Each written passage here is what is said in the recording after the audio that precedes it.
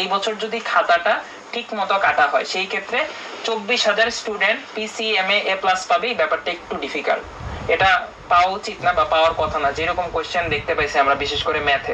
So এইটা আমরা ধরে নিতে পারি যে খাতা যদি অনেক উদার হাতে না কাটে সেক্ষেত্রে অ্যাকচুয়ালি 24,000 স্টুডেন্ট পিসিএম এই 3 সাবজেক্ট ফিজিক্স কেমিস্ট্রি ম্যাথে এ প্লাস না পাওয়ার সম্ভাবনাটাই বেশি।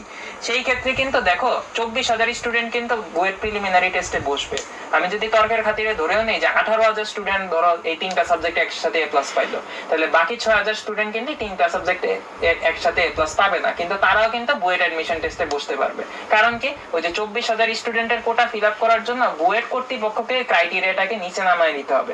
সো এখানে কাট মার্ক নিয়ে তোমার চিন্তা করার কোনো দরকারই নেই। অনেকে আমি দেখতেছিলাম যে ভাইয়া 80% 82% আসবে, পারবো কি পারবো না, এটা নিয়ে কনফিউশনের কোনো স্কোপই নাই।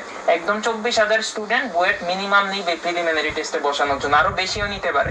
ইনফ্যাক্ট যেটা দেখা যায়, যেহেতু মেডিকেলের পরীক্ষাটা আগেই শেষ হয়ে যায়, দেখা যায় যে অনেকে আর ওই যে ওইভাবে বুয়েটের জন্য অ্যাপ্লাই করে না, যারা মেডিকেলে চান্স পেয়ে যায় বা মেডিকেলের টার্গেট, সেই ক্ষেত্রে কিন্তু এই সংখ্যাটা আরো বাড়ে। অর্থাৎ টপ 24,000 নামে দেখা যায় যে টপ 30, 32, 35,000 স্টুডেন্ট পর্যন্ত কিন্তু অ্যাপ্লাই করে ফেলতে পারে। সো এখানে কিন্তু তোমাদের সুযোগটা অনেক বেশি।